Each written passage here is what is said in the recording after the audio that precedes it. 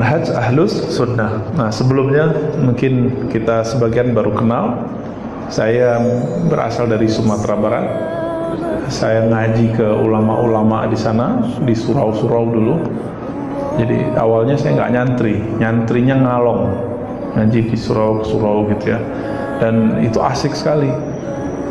Pindah tempat, kalau kita di sini langgar gitu ya, pindah langgar. Cuma dulu ngajinya masih pakai kitab, nggak nguping. Jadi kami dulu ngajinya pakai kitab apa gitu. Bahkan Quran itu dulu bersanad. Kami ngaji Quran itu dikasih ijazahnya, sehingga kita tahu Quran kita benar-benar sama dengan Quran Nabi itu dari sanad. Nah, garansi bahwa Quran saya sama dengan Quran Nabi, saya harus punya silsilah guru yang bersumber dari Nabi sallallahu alaihi wasallam. Lalu ketika saya mulai remaja, mulailah ikut aliran macam-macam. Ya, pindah aliran, Pak. Jadi kalau orang hijrah dari maksiat ke taat, saya enggak. Hijrah dari suatu aliran ke aliran lain. Dan itu betul-betul antara asik tapi juga menyakitkan ya. Pengen ikut ahlus sunnah kok malah sesat gitu. Pengen ikut Nabi kok malah serem. Pengen ikut Nabi sallallahu alaihi wasallam tapi kok malah membenci umat Nabi.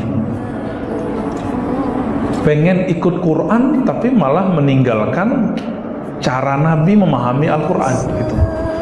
Akhirnya ayah saya masih hidup, ibu saya baru wafat. Bapak saya menyaksikan sendiri bagaimana anaknya itu menjadi orang yang ekstrim. Jadi saya pernah ekstrim dulu ya. Dulu kita di sekolah, anak remaja jenggotnya udah banyak belum, Pak?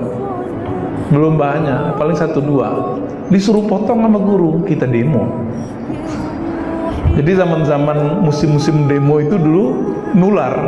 Dan saya provokatornya dengan kawan-kawannya, ayo kita demo aja.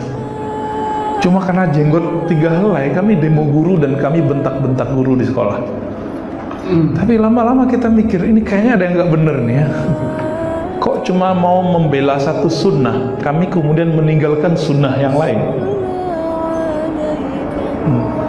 Sunnah jenggot itu bagus, tapi kemudian saya meninggalkan sunnah menghormati orang tua, guru. Dulu kami bela-belain kalau sekolah itu celananya saya gulung, Mbak. Dikata-katain lagi sama guru, bukan dikatain sih, yang rapi nak gitu. Kita nganggapnya guru gitu, wah guru kita liberal nih, padahal guru kita nggak liberal. Akhirnya bentrok lagi, tengkar lagi, sampai kemudian saya dianggap sesat di situ, di sekolah itu. Belum tahu, Pak, karena saya itu buat halakoh dari masih remaja udah punya halakoh. Anak-anak ikut halakoh ini ada yang main pulang ke rumah. Sebelum dia pulang ke rumah saya, pembina asramanya bilang, mau ke mana? Mau ke rumah Ar-Razi, Pak. Kamu tahu nggak Ar-Razi itu sesat? Jangan ke sono. Oh, dia kaget karena anak ini polos. Dia tetap datang ke rumah ngelaporin ke bapak saya. Oh, itu kakak kita dibilang sesat, Pak, gitu. Wah, bapak saya marah, Pak. Saya udah minta pindah 1 semester lalu, tapi nggak dikasih. Dulu masih jauh ya. Akhirnya ketika saya bilang minta pindah lagi, baru dikasih. Kenapa? Anakku dianggap sesat di sini. Ya udah, aku pindahin ke sekolah yang anggap sesat. Padahal dulu itu juara 1, Pak. Juara 1, juara 2, nggak pernah juara 3 tuh. Selalu juara 1, 2. Tapi di sekolah saya itu sekolah negeri, ada jurusan agamanya yang diinapkan, yang disantrikan, pakai baca kitab ya. Tapi beda ya, pesantren dengan dulu namanya MAK, dengan MAK. Pesantren itu ada kiainya, MAK nggak ada kiainya. Sehingga kami ini santri-santri plat merah ini lagi nyari siapa yang mau jadi kudwah. Dicari-carilah, nggak ada di sekolah. Padahal ada kiai yang plat merah juga. Akhirnya nyari guru, pindah aliran lagi, udah begitu terus. Betapa terombang-ambingnya, puncaknya saya capek. Semuanya ngaku sunnah, semua kelompok ngaku sunnah. Ya, kelompok ini ngaku sunnah, ini sunnah. Ada stres, untung nggak gila aja ya. Karena jamaah kita di luar itu ada gila, karena dipusing mikirin sunnah, Pak. Saya teringat Kiai Wafiuddin yang dulu ikut kejadian 84 di Tanjung Priok. Itu kan dia salah satu yang selamat. Kawannya ada yang selamat tapi gila, kan dikejar-kejar oleh intelijen dulu. Nah, beliau diselamatkan oleh salah satu ulama dari Tasik. Ditalkinkan zikir, dibimbing zikrullah, baru dia sehat, baru dia nyaman hidup itu. Saya juga sama. Saya ketemu guru tapi nggak puas dengan berguru itu. Akhirnya saya sholat hajat. Ya Allah, aku butuh orang yang betul-betul mewarisi sunnah Rasulmu. Maka di situ saya nangis lama, sujud terlama. Saya ingatnya itu. Setelah itu nggak pernah sujud lama-lama lagi sampai sekarang. Sujud itu ya standar aja gitu ya. Tolong pertemukan aku dengan pewaris sunnahmu, sunnah Rasulmu Sallallahu Alaihi Wasallam. Saya doa itu Pak, baru 5 tahun dikabulkan. Jadi tetap muter mencari apa yang orang sebut sunnah. Dan saya kecewa hampir dengan semua kelompok itu. Ya, walaupun mereka tetap semuanya ahlus sunnah, cuma mengklaim dirinya paling nyunnah itu yang paling berat ya. Bagi saya itu kemudian iklan kecap nih gitu. Sama kayak iklan kecap. 2004 saya ketemu, Allah izinkan bertemu salah satu ulama hadis yang karismatik di Indonesia, Allah yarham, sudah wafat, Syekh Ali Mustafa Yaqub. Kita sering dengar Kiai Ali Mustafa Yaqub, imam besar Istiqlal. Ya, jadi beliau adalah doa saya yang saya minta 5 tahun sebelumnya. Maka dulu ada beasiswa ke luar negeri, saya cancel. Sampai dulu orang Kementerian Agama di kampung saya datang ke rumah. Dia pimpinan panitia untuk ngirim ke luar negeri itu. Enak, nggak jadi berangkat ya? Ini dana sudah siap. Saya bilang saya di Jakarta aja Pak, udah ada ahli hadis yang saya cari. Dan alhamdulillah 4 bulan saya ngaji, itu rasanya udah sama kayak 5 tahun sesat kemarin itu. Bukan sesat juga ya, bolak-balik keluar gitu.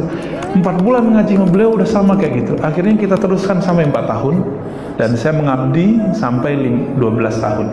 Nah, belajar dan mengajar di pesantren beliau ya.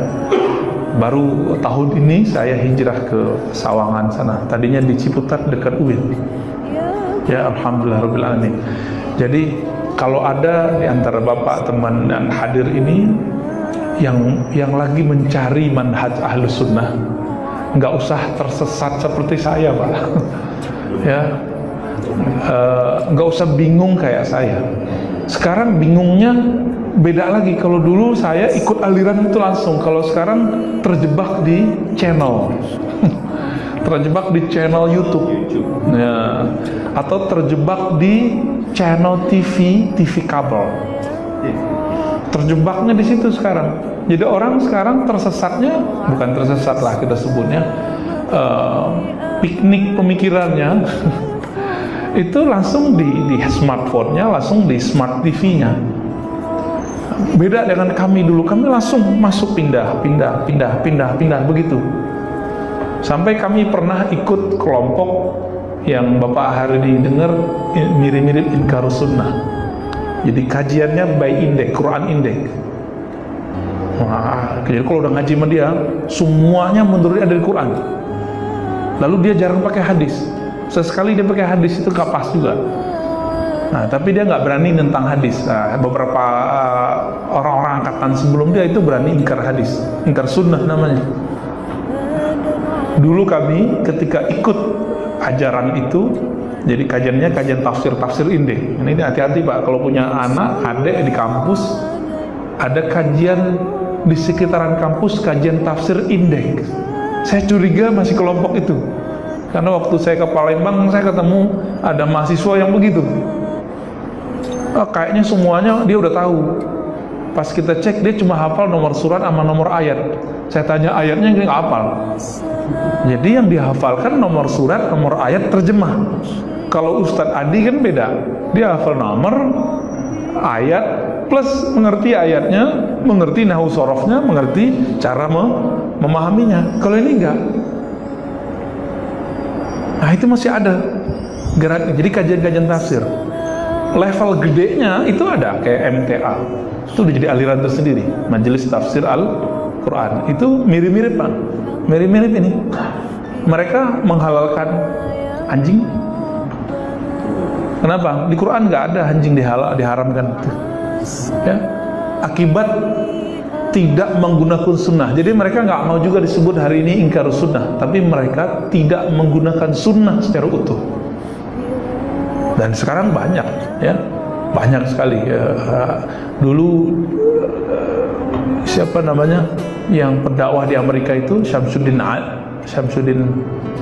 siapa yang orang Makassar itu, Syamsi Ali ya, itu juga pernah konflik sama orang yang begitu. Pernah konflik Pak, karena orang yang satu ini kata dia tidak mau menggunakan sunnah, tidak berani bilang ingkar terhadap sunnah, cuma dia nggak mau pakai sunnah. Bagi dia yang sahih cuma Quran. Baik. Jadi untuk kembali ke sunnah tidak perlu Bapak itu, saudara itu tersesat dulu, nggak perlu. Ya, Imam Al-Ghazali mewariskan satu kitab judulnya Al-Munqiz Minad Dhalal. Beliau wafat 505 Hijriah.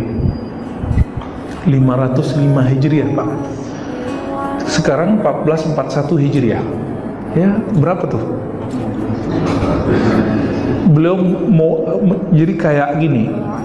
Saya pernah tersesat, kamu jangan tersesat. Dia tulis satu judul Al-Munqiz Minad Dhalal, pembebas dari kesesatan-kesesatan. Waktu dulu saya mahasiswa, karena udah ketemu guru yang tepat, kawan saya bilang gini, kamu kok jadi Ghazali dulu sebelum sesat dulu dong, baru jadi Ghazali gitu ya. Ya saya bilang, Ghazali nurunin kitab Al-Munqiz Minad Dhalal, ente belum baca, supaya ente nggak perlu sesat seperti Imam Ghazali, langsung jadi Imam Ghazali endingnya aja gitu. Imam Ghazali di akhir hayatnya, Bukhari di dadanya, lalu dia wafat. Baca Sahih Bukhari, Sahih Muslim, Sunan Abu Daud, itu baca hadis Pak. Maka saya setiap pekan itu ada aja yang datang ke rumah setiap Senin itu ngaji Sahih Bukhari. Dari Ciledug ke Sawangan kan jauh. Pakai motor Pak, bukan pakai mobil. Saya pikir-pikir ini orang haus sekali mau cari sunnah. Tapi ternyata dia malu kepada Imam Bukhari.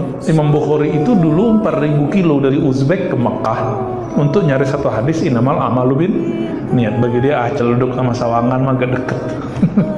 Dihantam terus Pak, apalagi Karawaci Pak ya.